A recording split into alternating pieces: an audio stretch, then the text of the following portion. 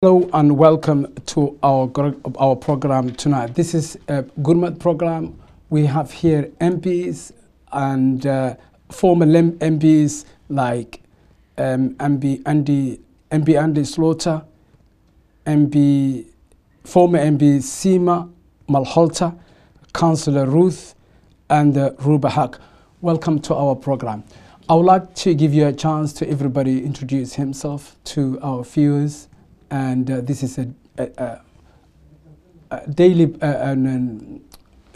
program on Sundays. So shall I start with Mrs. Seema Malhotra? Can you introduce to the viewers who are you and what about your candidate?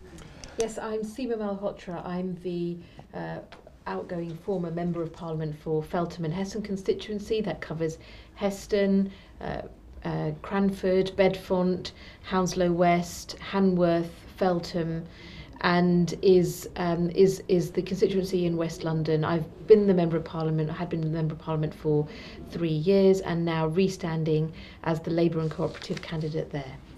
Okay, I'm going to welcome also Ruba Haq. I think I would like to yourself to also to introduce yourself to the viewers. Thank you. Assalamu alaikum. My name is Dr. Rupa Haq. I am Labour's candidate in Ealing Central and Acton. It's a seat that also includes bits of Chiswick, bits of Willesden Junction, bits of Harlesden, as well as Ealing and Acton. I'm a former Deputy Mayoress of the London Borough of Ealing. I'm a mum and a university lecturer by day. By night I'm a candidate and hopefully, an MP possibly after May the 7th.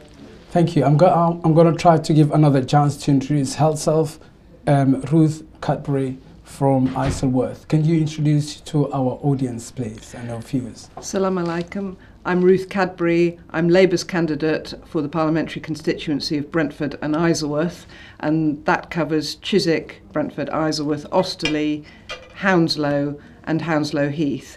I'm a long-standing councillor in the London Borough of Hounslow, and the seat I'm standing in, Brentford and Isleworth, is the eastern half of the London Borough of Hounslow, and Seema Malhotra's seat is the western half of the London Borough of Hounslow. Thank you very much. I'm going to welcome as well Andy Slaughter. As you know, is a Hammersmith and Fulham, a long fighter for the local community. And welcome, Andy, and introduce yourself to many audience who doesn't know you. Thank you. Good evening, Assalamu alaikum. Yes, I'm Andy Slaughter. I've been an MP for 10 years, the last 5 for Hammersmith, which is where I'm standing again for the seat, and Hammersmith includes Shepherd's Bush and Hammersmith and parts of Fulham and West Kensington.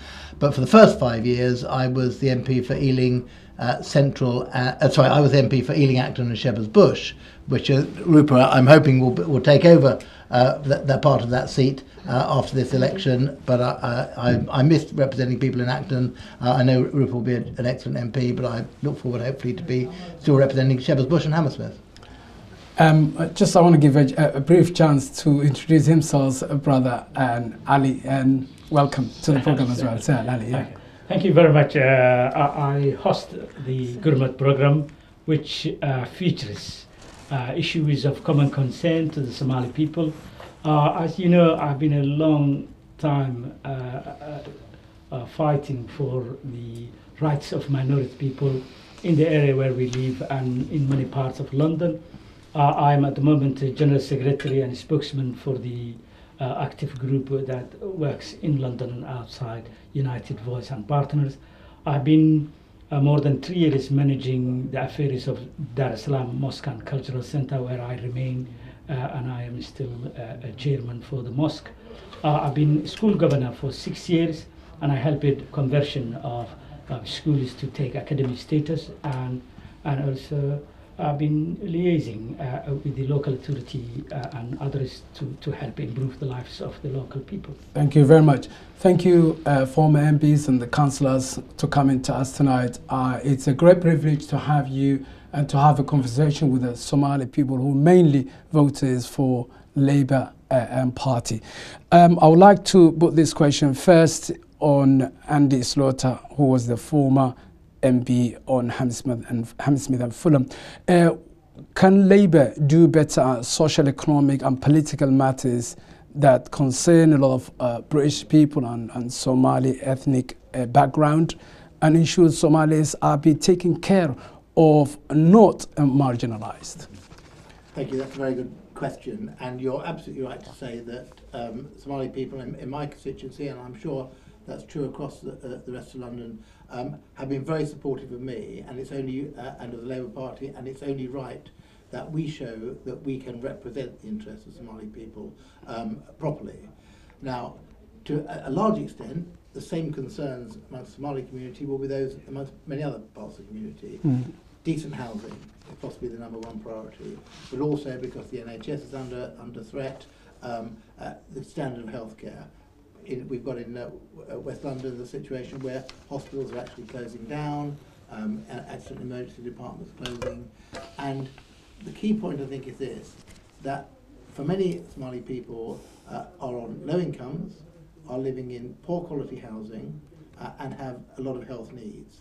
So although you could say these are issues that affect everybody in the population, of course everybody uses health service, they disproportionately affect the Somali community. Housing, for example, a lot of Somali families are in overcrowded conditions. They are waiting for council or housing association homes. They've been waiting a long time. The Labour Party's priorities have to be to ensure that those houses are built, that they are of good standard, that they're affordable to rent or buy. And those are the policies which under Ed Miliband we are pushing at this election. So if I had to say three things, I would say decent quality affordable housing, I would say world-class healthcare so that there is a hospital that you can get access to within a reasonable time close to where you live, and that there are jobs for people. West London is actually a good place to work. There are a lot of job opportunities, but I don't feel that the Somali community are getting their fair opportunity for those jobs. Absolutely. I'm going to put the same question as I read. I will read you again. Labour do they better at social, economic and political matters? I mean, many younger people are not getting jobs in many parts of London. Some of them are excluded. I mean, and marginalised. So what you comment? What is your comment? Well, Labour has had a good record when we were in government from 97 to 2010, but a lot of the issues that Andy's mentioned around the health service, around housing and around incomes have got a lot worse in the last 5 years of the Conservative government. So many people, and so particularly Somali is one of many communities that are particularly badly affected by these issues. So incomes have gone down, massive increase in 0 hours contracts, a massive increase in the number of people working for the minimum wage, particularly women, and for many families, women's incomes are really important to the family budget. Waiting lists have gone up for hospital treatment, and we have to wait longer to see our GPs. So we have a track record of delivery. Labour councils, such as ours in Hammersmith, Ealing and Hounslow, do support and work closely with marginalised communities such as the Somali community, and do ensure that they do get access to services and do get housing when that's possible. But it's really difficult for even a Labour council to deliver these things when we've got a Conservative government. So these are, as Andy said, the three issues of housing, health and incomes are top of Labour's priority, and that's why that's what we're campaigning on and hoping to come back into government. Thank you very much. If I put you that question, I mean, there is a lot of evictions, I can say, or exclusions from schools. Many younger people from Somalis and have been thrown out, and this is one of the really very concerned that Somalians have. So what Labour can do if they win next election? Yeah, I mean, I'd echo what all my colleagues. I guess if you go third, it's going to sound a bit like deja vu. But Absolutely. I mean, This government trumpets that it's made economic miracles. It doesn't feel like that to normal people's pockets. Do you know what I mean? They gave a tax cut to everyone on £150,000 a year, and at a time when we're justifying every pound of expenditure, I think that's wrong. I mean, no community likes to be taken for granted. So, you know, our policies are good for all people, not just Somali people. But I mean, a couple of things that specifically apply to the Somali community, things like disproportionate stop and search laws. I mean, that's something that all ethnic minorities feel, you know, that's something we're going to address. Because I think this current government on a lot of these issues just doesn't acknowledge there is a problem. Things like Islamophobia, you know, that's a new addition to our vocabulary. We never used to have that word before. It's very worrying, as is anti-Semitism, sort of in the wake of the Charlie Hebdo affair. I mean, Labour has always been good for working people. That's what it was founded for. We look after everyone, not just the old Etonians and the people at the top. Absolutely. So I think whatever is going on, it's going to be better under Labour. Absolutely. And Seema, she mentioned that many Somalians has been part of the stop and search. But there are other concerns about the social services are penalising many families. For the last few weeks, we have been receiving many calls coming from the parents that their children be removed by force. So if the Labour, that is the main concern for many families who will call us on this program tonight, I'm sure, and if they listen, they have to begin to call us. What Labour can do, this is a draconian laws have been penalised for Somalia, and Somalians, they think they have been alienated. So what Labour can do if they win next election? Well, I will just come back to very briefly about the stop and search and Islamophobia, as Rupa was talking about, because there are two important things that Labour has pledged to do in our Ethnic Minority Manifesto as well. One is to make it illegal to stop on the basis of colour alone. So the police would actually have to have a reason that they could identify for stopping somebody, that then hopefully will reduce the disproportionate number of those who are non-white who are being stopped. The second is Islamophobia, making sure that that is recorded properly, because at the moment when something happens it's not recorded as an Islamophobic incident. So the sense of how widespread this is, whether it's on the rise, how it's on the rise, that information isn't coming through. So that's also something that we would change. And in addition, the guidance given to the police and the Crown Prosecution Service around this.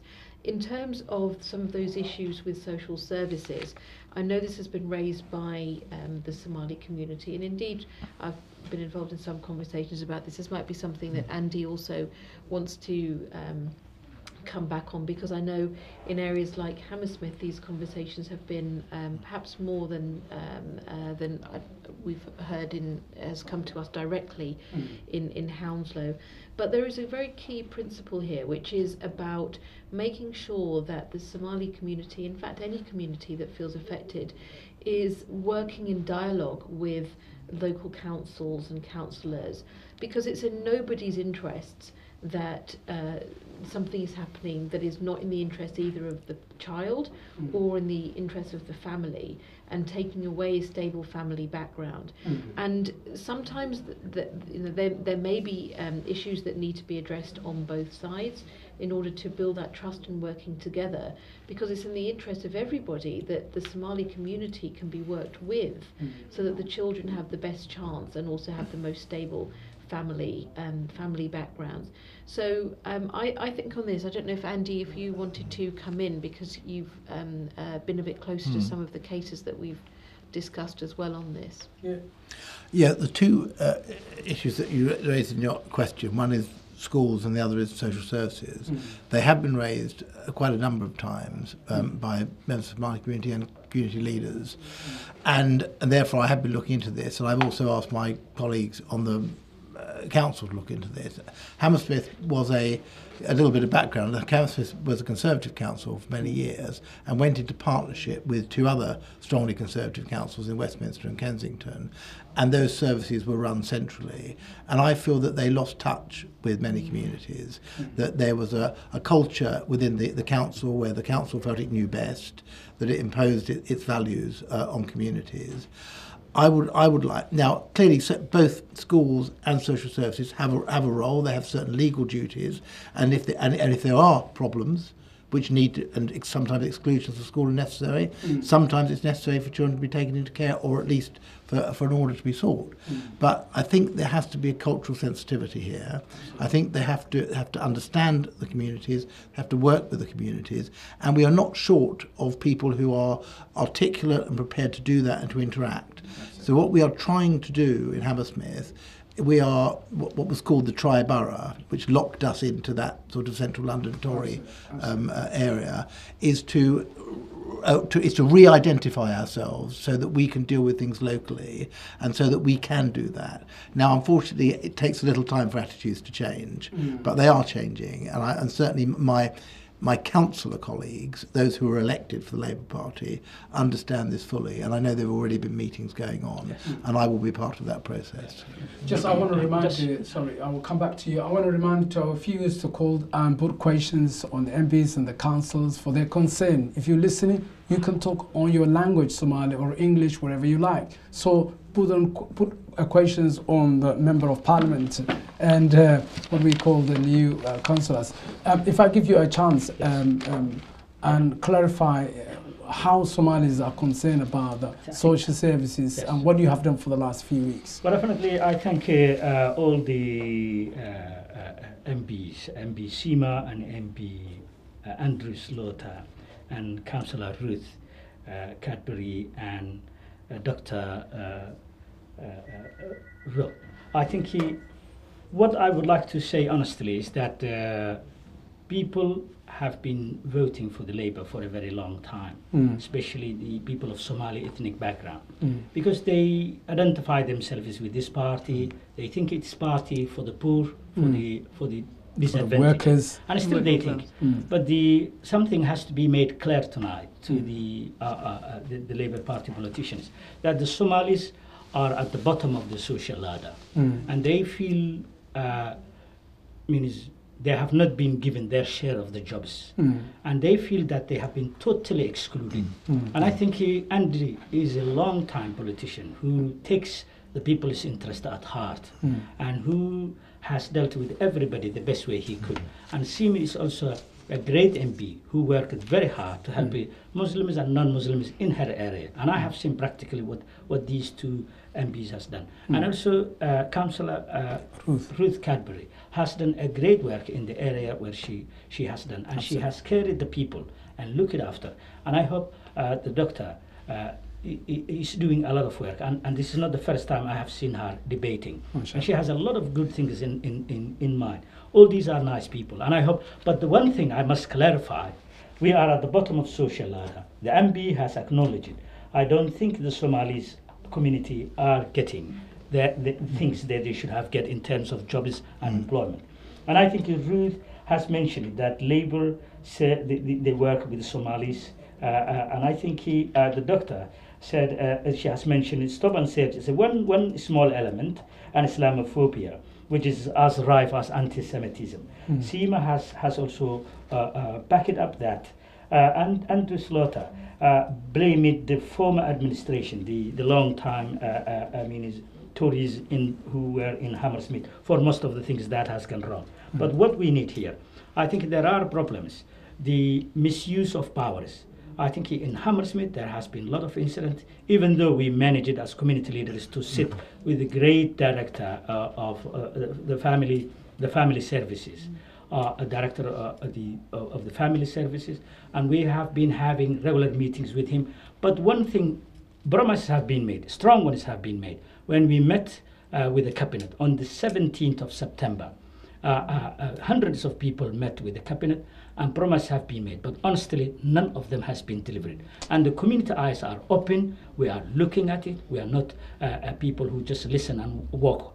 We wanted progress for the country, and our communities are deeply marginalized. They have nothing, meaning we want to enrich ourselves with the opportunities that are available. We want to participate in the political life. We want to see ourselves as councillors, doctors, engineers, lawyers, nurses, and that is not happening. So what I would like to see, assurances that if these people win the clear majority and they are in power, they must come up with this strategy. Absolutely. They must address the issues that are affecting we'll come every back, single we'll come back corner that bit. of our community. We have one caller, and hello and welcome to the program.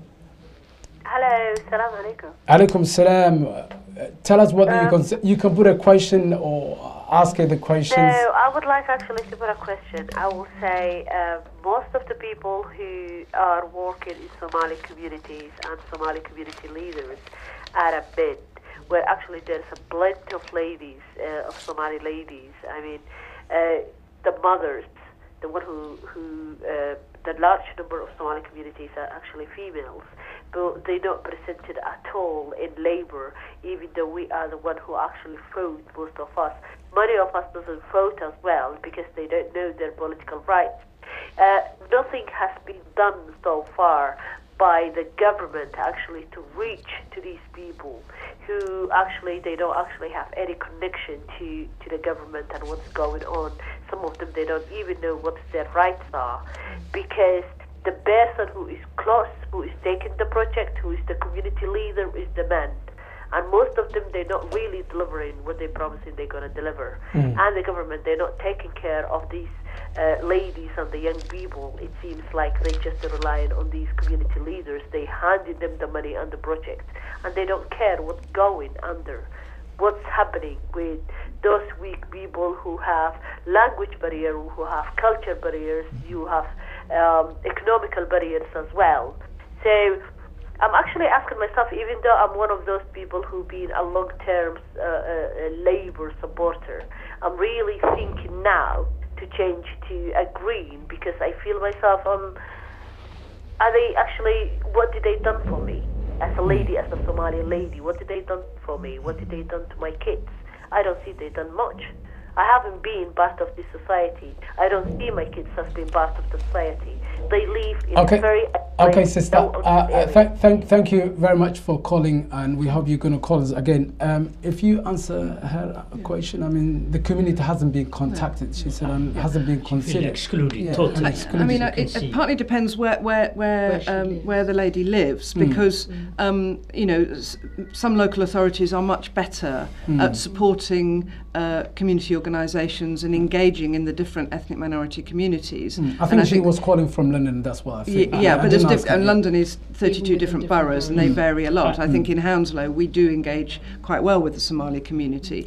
But in terms of national government, I mean, first of all, a lot of the support, the financial support for local authorities comes from national government. My own local authority, Hounslow, has been cut back £60 million in the last 4 years, and you know, we are currently we're coming to the end of 5 years of Conservative government, which has hit communities and has hit individuals, particularly those on low incomes. As I said, you know, a lot of incomes have been cut back. A lot of families are dependent on less and less money, and costs and family costs are going up and up. So you know, it's been very difficult in the last 5 years nationally, particularly for communities such as the Somali community, which are often the lowest income, the ones with the greatest difficulties.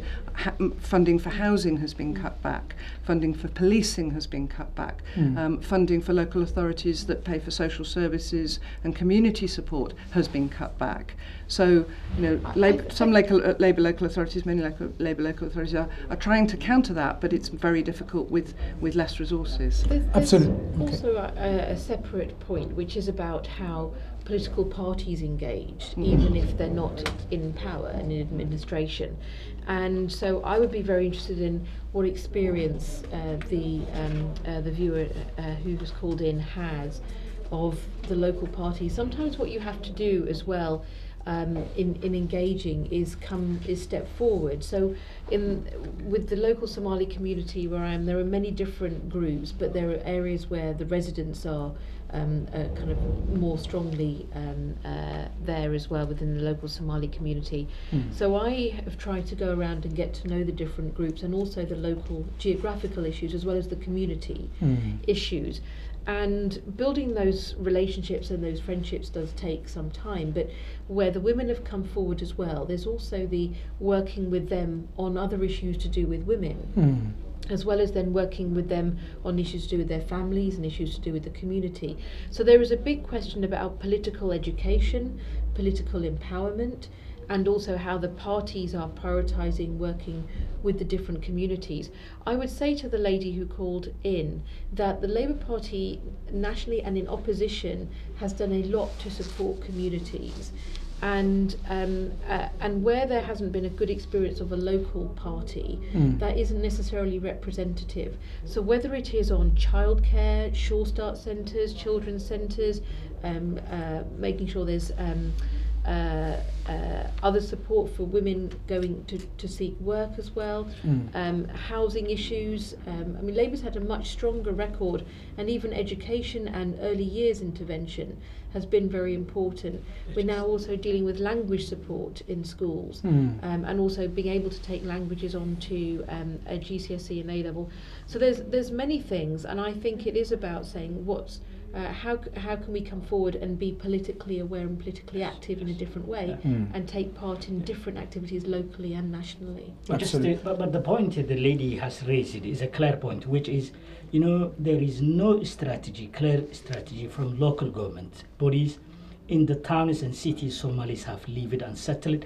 And one thing is that they are throwing money at organizations that have not that do nothing for the community. So what is needed here is that if you look at areas, and I think Andy would agree with me, if you look at hospitals, if you look at banks and building societies, post offices, if you look at privately owned companies, and you look at those are run and managed by the governments.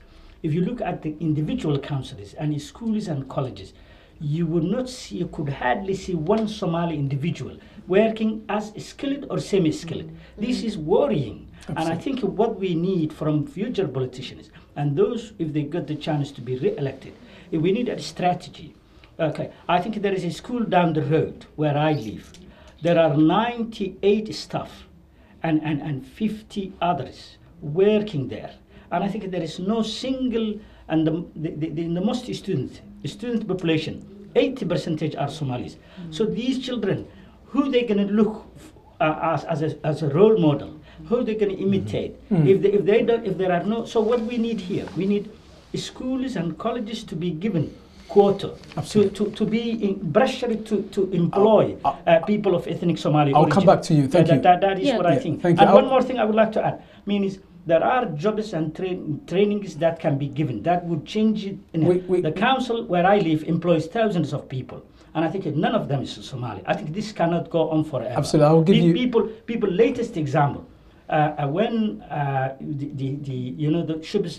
Europe's biggest shopping mall, Westfield, was created in 2008, the council said it will create 7,000 jobs, and I think for the local people, and none of the people working in the anchor shops and other areas are Somalis. There is something said, but the opposite is done. I'll come back to you. I'll come back to you. And there's a caller. And can you hear me? And where are you calling from? Assalamu alaikum. Alaikum assalam wa rahmatullah. So what do you make, and what's your point? سفعا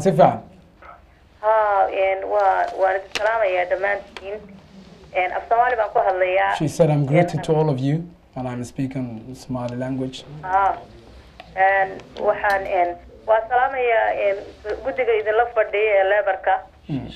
lebarka waxaan ahayd sabotiskiisaan ahaa muddo dheer runtii dadka mar walba u foodkarayaan ahaa waxay soo maray waqtiyo dhibaata igu dhacday oo dacwooyin aan geystay dad baa iga xanuunsan mental ill ah maray loostiga ahaayeen oo ay lumeen oo la ii raadin waayey oo booliisku i hagraday oo aan MP-gayga u dacwooday oon u tegey oo aan markaan dacwadeydii gudbistay aan dib answer laygu soo celinin oo aan dareemay la ignore garaynayo marka dambaysay oo meeshii ku noolaa laygu dhibaateeyey oo naloo diiday xitaa dadkii ehelka ahaa walaalaan kaa dhexgalo xageed naga soo wacaysaa? Just 1 second. Brenti.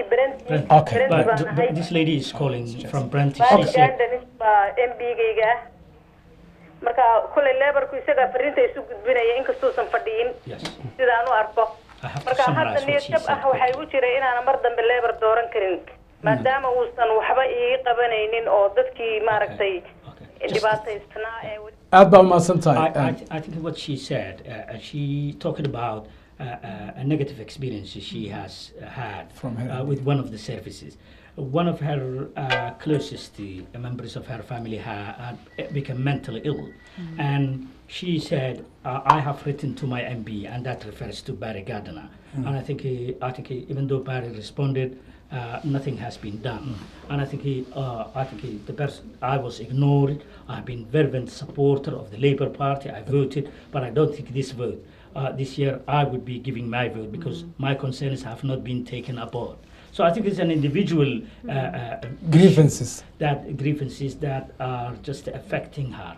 So I think that Barry Gardiner would have answered it, but what can you say about it? Yeah, who's going to answer for that? Yes. Yeah, I mean, I don't know the details of the individual case, so I can't go into that. But I mean, on the point made before, it is true that women have borne the brunt of the austerity cuts. So if you look at the kind of work that women do, it's often sort of part-time things, public sector jobs. I'm a public sector worker myself. Those are the things that have been cut back most.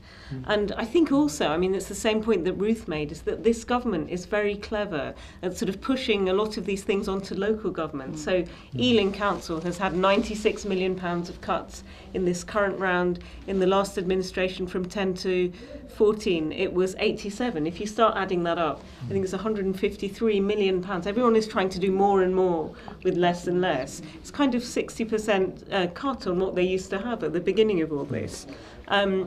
And to the sister who rang in before, her point that she's tempted to vote Green, I mean, I'd say think very, very carefully about what the unintended consequences of things like this can be. I mean, in somewhere like Ealing Central and Acton, it's a very close race between ourselves, Labour, and the Conservatives. And, you know, anyone who votes Green, the Conservatives will be rubbing their hands together with glee, thinking that's one for us, because that is not going to count. They're going to come fourth, and there will be a spoiler. So it is possible to have a centre-left anti-austerity MP. They'll just be called Labour. They'll be me, not the Green Party. So, I mean, I'd tell them not to do that because it's falling into a Tory trap of being a spoiler. And if you look at the Conservatives' record, they have 0 Somali councillors. We have on Ealing Councillor, Councillor Abdullah Gulaid, who's much respected and loved and known in the community. He's on his second term.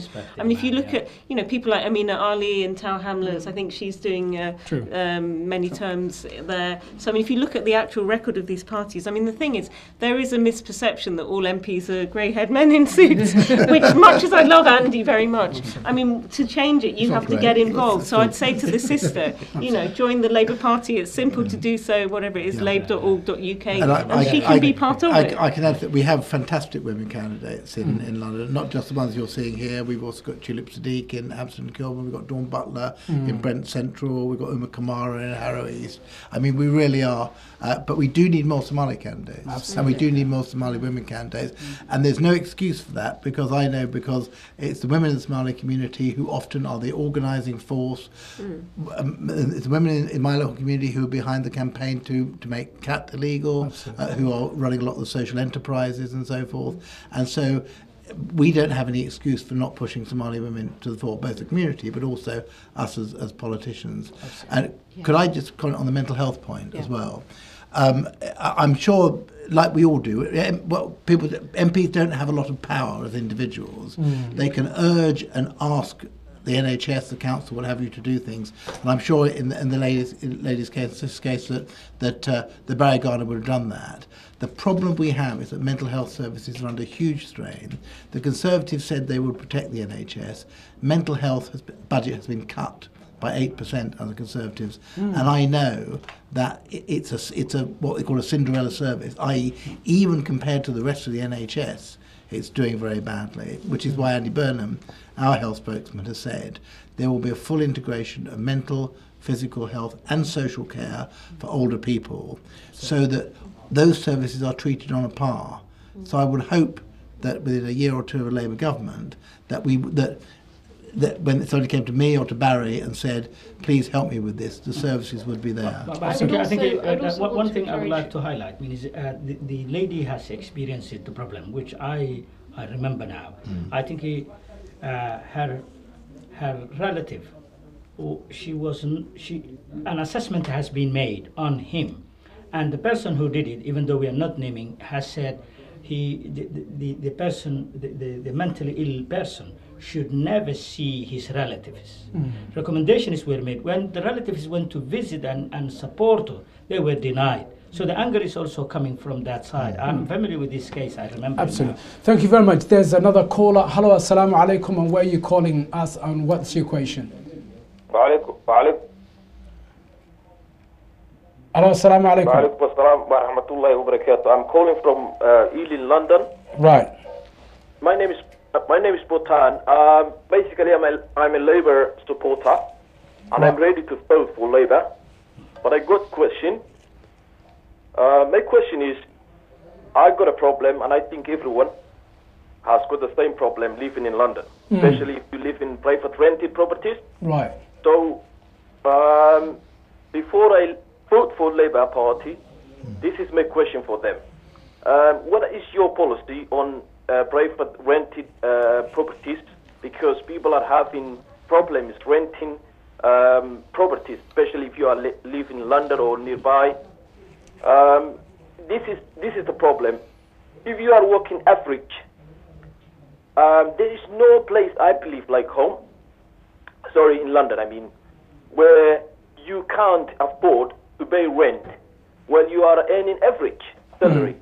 So this is my problem. What are you going to do with this kind of problems? This is the main challenges we are having, and I think it's not a problem I'm having alone. It's a problem. Thank you, brothers. Thank you, brother. If I put that question, we haven't started on housing, and that is one of the problems that many families has been affected for this year or last 3 years, and the people are very concerned. Low workers earning about 1,200, and their rent is above £2,000. How are they going to reduce if you become a Labour? Succeed next year if you win next Parliament. So what is your pledge? What are you going to tell your voters tonight who want to hear from you? What are you going to pledge to reduce this amount of rent? The viewer was from Ealing as well, so I think Rupert I mean, I think Ealing Central and Acton, out of 650 parliamentary seats, has the third highest number of people in private rented accommodation. And he's dead right that the prices of those are going sky high. I mean, it all dates back historically to when Thatcher sold off the council housing. That stock was never replenished. And 9 out of every £10 we spend on housing in this country goes to housing benefit for private landlords. I mean, it's a scandal. So what we're going to do, first of all, we will protect private renters. So, I mean, at the moment, the person who owns the property could sell it next year, sell it next week. You know, people will have an up to 3-year tenancy if they want it. So there'll be some stability, because people my age, you know, I'm mid-40s, I'm a mum, people I see on the school run, the kids have to then change schools and everything if the person... So we'll protect the length of the tenancy, we'll protect violent price rises, so there'll be caps year on year. But also we're going to change the definition of affordable, because at the moment it's 80% of market rate, and as the gentleman said, that is not affordable for anyone on median and low incomes. The caller might know that in Dickens Yard in Ealing Broadway, the cheapest flats in that development are 615,000. That's no way affordable. I mean, the thing is, my fear is if this government wins, London will become a playground for oligarchs. A lot of these developments, the lights are never even turned on. It's overseas investors who don't ever use them even. So, I mean, we're going to have this massive programme of house building, 200,000 new homes a year. A large number of those for first-time buyers. So what area to be built of these 200,000 I mean, I think it's in areas of sort of, is it economic opportunity? Let me give you one example. Yeah. There is a massive site just north of Wormwood Scrubs. It's partly in Ealing, partly in Brent, mainly in Hammersmith, where they are going to build 24,000 new homes. It's where the HS2 and Crossrail is going to go. Biggest development site in London, right on our doorstep. Excellent. At the moment, because Boris Johnson has taken control of it, not one of those homes will be an affordable home for local people. I want a Labour government, and hopefully next year a Labour mayor, to say that a good proportion of those will be social homes, council homes, housing association homes, affordable homes for rent, and also affordable private rented and houses for sale. We can solve the housing. It's not easy, but we can solve the housing problem, and it is disproportionately affecting Somali families. I saw a family today who were being evicted from their home, private rented home. £1,300 a month rent. Half of that was being paid by the family because their husband worked full time.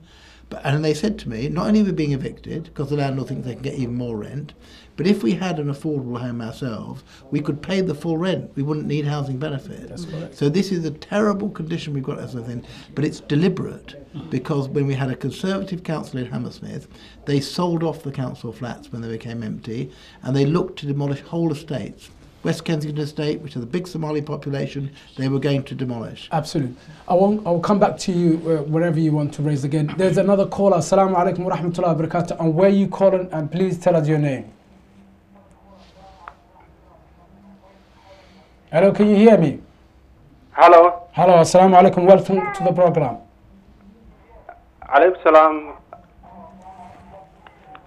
Hello. Hello, what's your question, brother? Welcome to the program. What's your question? Hi, my question. My name is Mohammed. Yeah, go on. I'm from Hounslow. Right. Yeah, The question I would like to ask. Yeah.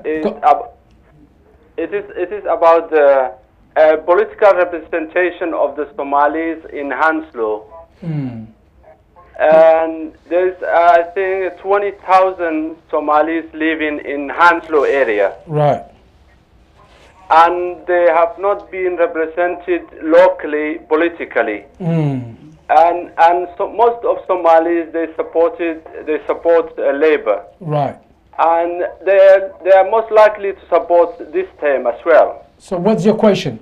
And if the Labour wins the government next term, right. Especially, I would like to ask this question, Ruth Cadbury, right, who is Hounslow councillor, and Seema Malhotra. Right. And I would like to ask them, there are many professional Somalis who are living in Hounslow, and some of them are Labour members as well. Right. Who have tried to stand as a councillors in Hounslow. Right. But they feel they're not supported by their parties. By their parties. Are you going to support if Somalis stand in Hounslow as a councillor? Okay. Okay. Thank you very much. This is a very good question, and I think it comes back to what we were talking about before with political representation and the culture of the parties. And I have been working with the Somali community, those who are now joining the Labour Party as well, and building that political experience that is really important for coming forward. And there is never a better time than an election time to be learning about how it is to be a politician, whether it's a local politician or a national politician, shadowing them, working with them. So I really want to see that we increase, definitely see the Somali representation. There's been move forward in Ealing, but Hounslow does need that, because we do need that. We do need the council to be representative also. From the community. From the community, and so there's always more progress you can make, though actually it's locally and nationally the Labour Party has always been more diverse. There is just one other point I want to make about which came up in an earlier question, and Ruth also may come in on the local representation point as well, which is when there was a question about Barry Gardiner and casework. There was just one thing I would say, which is sometimes when you work with an MP on a piece of casework, the MP doesn't always know what's happened and what hasn't happened. So if there is something that isn't satisfactory, then what is also very important is to come forward again and say this hasn't been resolved or this hasn't happened, because then we can look to make a further intervention. So that's part of partnership between those in the community with issues and the politician to work to solve things together. Absolutely. Shall I? Yes, I mean, to add to what Seema's said, and I mean, I'm proud that Hounslow, the makeup of the Labour group on Hounslow Council is more diverse than it was before it was bicultural. And we now have people from other communities, in addition to the two that have been around for a long time. But we don't yet have any Somali councillors. And there are two things I think I would urge people to do if they want to get into politics and be councillors. One is, as Seema has said, is get involved in this election, get involved in working with us to get us elected as MPs wherever you are. And you don't have to be a Labour Party member to come out door knocking, delivering, helping us organise community meetings and so on, delivering letters and leaflets and so on. You don't have to, coming on the street stalls, you don't have to be a Labour Party member to do that. As being a supporter is just fine. And the other thing one would need to do to be an elected councillor would be to be a Labour Party member. So do join the Labour Party. Go online and join the Labour Party.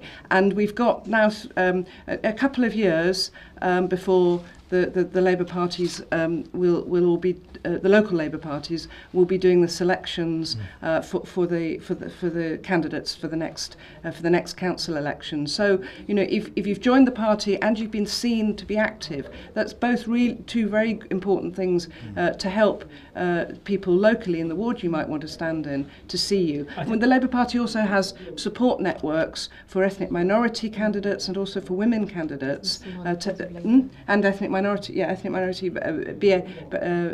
minority Labour, which Seema is very much involved with, and there are support networks in the Labour Party to help people to get selected to be candidates in winnable wards. Absolutely. Thank you. I will be back to you. There's another caller. Assalamu alaikum wa rahmatullahi ta'ala. Where are you calling? And what's your name? Alaikum assalam wa rahmatullahi wa barakatuh. Welcome to the program. I'm calling from London. Right. My name is Ismail. Okay. We're living in Fulham. Right. Fulham and Hammersmith. Fine. I call for the 3 reasons. Okay. What's your question? Put the questions, please, first. I want to put the question to the MP and the Slaughter. Right. What happened to us as a family? I'm a father of 7 children. I'm a family man. I'm a taxpayer. I've been working since 1989 in London. Right. All my children, they're born here. I've got 5 teenagers and 2 young children. So I'm complaining the social services snatched my children, and like 3 weeks ago. Right. One of them is 3 years and the other one is 5 years. Yeah. Right. What happened is there was just a minor issue in the school, and all of a sudden we realized the social services, the police, and other individuals from the Hammersmith, they came and tell us children make disclosure, and that's like the 2 babies, 2 young, 3 years old, 5 years old. We have 5, teenagers, 19 years old, 17 years, 15 years, and so on, who are still living here in the house, who are volunteered to Westminster Hospital. I'm personally complaining the social service. Okay, we got your questions, and we're going to put Andy. Here's your MBC. You'll gather from my answer to the earlier question that I am very concerned. There's nothing more basic as a human right than obviously the relationship between a parent and a child, and decisions to take children into care away from them are the most serious decisions that the state can take, and therefore they must only be done on the basis of the very clearest evidence that I can't, obviously, it's not appropriate to talk about the individual case tonight, but what I would say to the gentleman is if you have, whether you have or not been in contact with my office so far, please get in contact with me now. I'm not. We're all not MPs, man. We're candidates, but nevertheless, our offices are still working. My email, very easy to remember, andy@andyslaughter.com. Absolutely, we passed that for him, yes. So please, if you haven't already, even if you have, and as Seema says, sometimes the way that MP works is they take a complaint, even a very serious one, they go to the authorities, they get a response, and they then need to start that dialogue. So whether I know about the case or not, please get in touch again, and I will treat it as a matter of absolute But priority. definitely, I have to say something. Quick, I mean, the issue of the children taken away by social services is a national problem at the moment. I think none of us underestimates the significance of child welfare and the rights of the authorities to intervene wherever they feel there are children at risk of harm. I think whether they are as a result of abuse, physical, sexual, emotional, or as a result of neglect. But what is thousands of families are complaining, and you have seen the demonstrations in Hammersmith, and you have seen the demonstrations in Brent, and you have seen the demonstrations in Milton Keynes, and you have seen the one that happened last week in Oldham, all directed and supported by our organization, which is not funded and supported by nobody, United Voice and Partners. What I wanted to say, luckily in Hammersmith, we have managed to find a way to communicate with the authorities. And I have to tell the caller that the Director of Family Service, Steve Miley, has been meeting with the local leaders, and there has been an allocated person within that service who is willing and ready to talk to the families affected by any takeover and lawful takeover.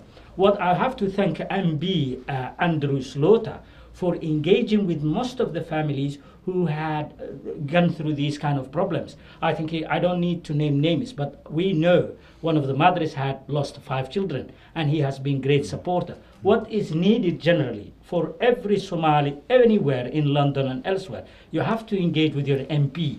You have to write things down. And if you feel marginalized or badly treated, or you have your child taken away unlawfully, the first person I would advise you to talk is your MP. MPs have great powers. They can speak for you. And I have tested and seen them. They can resolve many issues. Thank you very much. We have got a few minutes left. I don't think, is there any caller there? There's no caller, any caller there. Hello, assalamu alaikum. Alaikum salam. Hello, welcome to the program. And where are you calling? What's your name? Yes, my name is Nadima. Nadima? Yeah. Right. Come on, Nadima. Yeah? I live in Hounslow, and I was wondering, because lately I've been struggling to find work, and also I'm supposed to be in 6th form, but I'm struggling to find a school, so I was wondering how will Labour help out with the low unemployment, the high unemployment rates, and struggling to find jobs, and how they will make it easier to find schools. Thank you very much. I think you can share with this. I think on this, we've been so concerned as the Labour Party in Parliament about the impact on young people of some of this government's policies, and how they haven't really put the needs of young people first ahead of those who are the wealthiest. So we have seen unemployment rise with young people. About currently maybe 750,000 young people are unemployed across the country.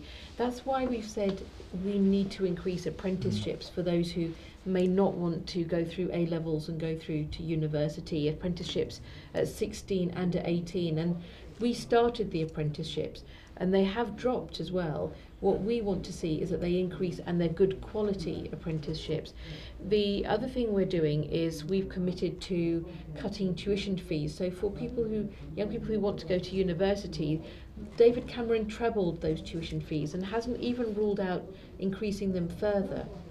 So we would want to see those cut, because if you can help young people afford to go to university, you are investing in the next generation for themselves.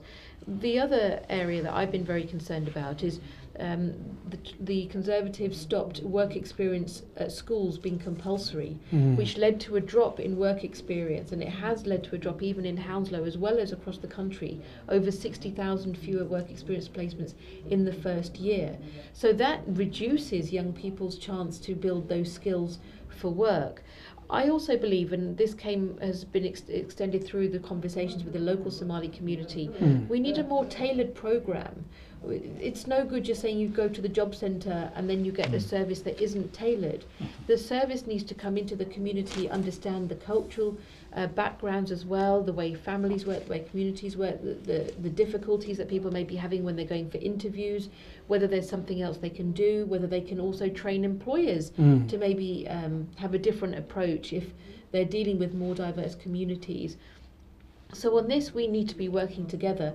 One of the reasons why I have started and taken forward a back to work network for those who are having trouble finding work, and I'm finding this from young men and women across the constituency, and parents telling me about their sons and daughters unable to find work.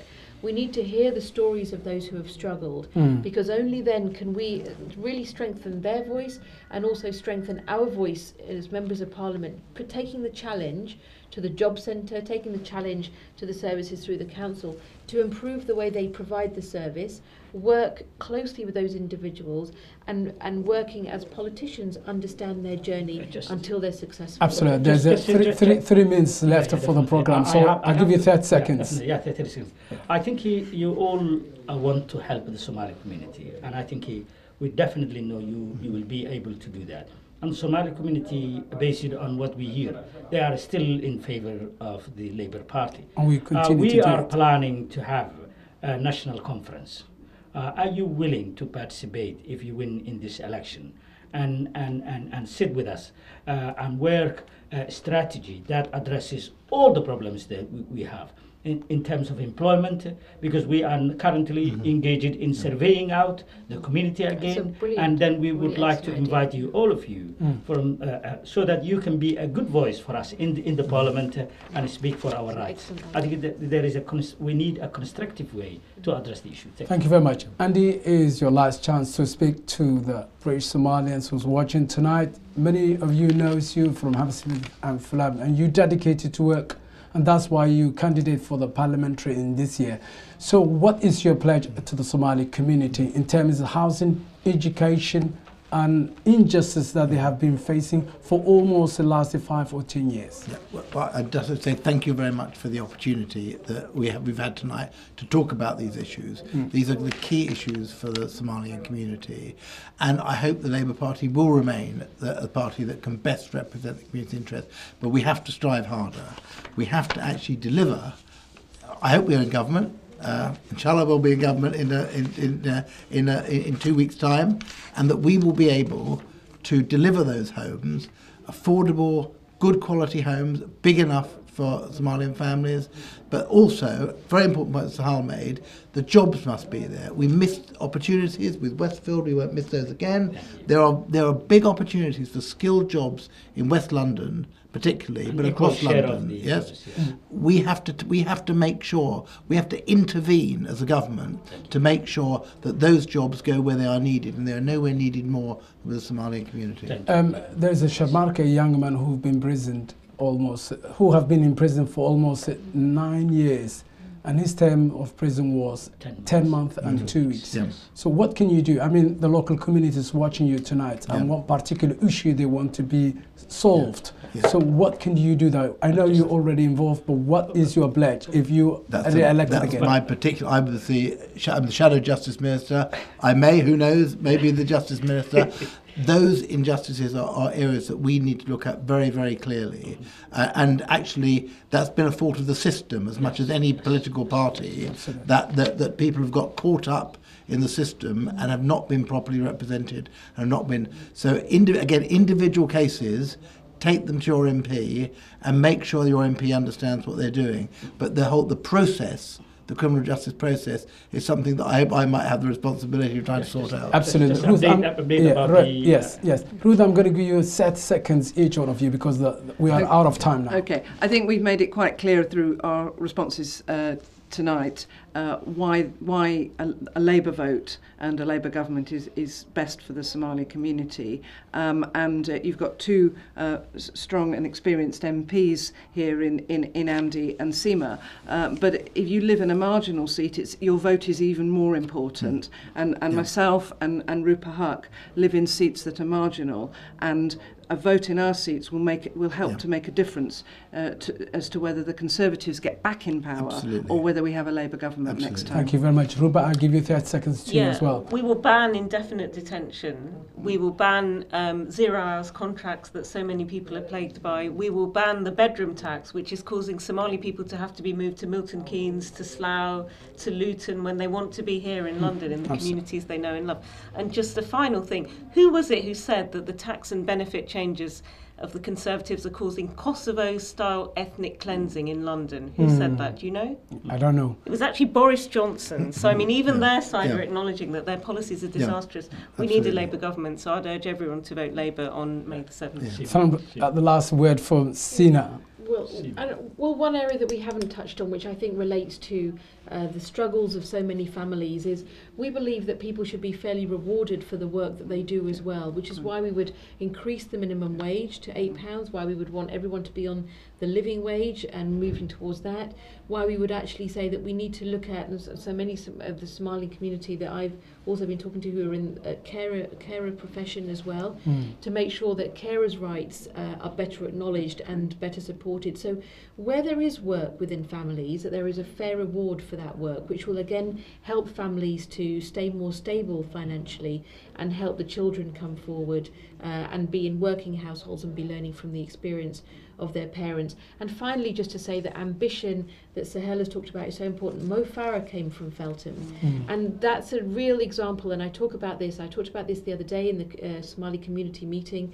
If we have that same sense of ambition, that within every child there is the equivalent of a Mo Farah, then we need to be looking differently at how we're opening up that opportunity. And that's something I consider very strongly every day. How do we tailor those services? How do we take them into the community, work in partnership with the community to see that growing success that will actually be something that we'll all be proud of? Thank you very much. We are running out of time. For that reason, I'm not taking any more calls. I would like to thank all the candidate MPs like Andy Slaughter and Sima, Ruth and Rupa. I'm really sorry we ran out of time. We cannot continue next time. I hope we're going to see they pledge they're going to come back again and Carlson TV and if they win the election. And I hope you're going to support for that. And the Labour is always the mother of the British Somali people. So hopefully now is the time we're involved in the politics, and we have to cast our votes. Unless you get involved, you gain nothing. It's a time to make your decision. Thank you very much, and see you again.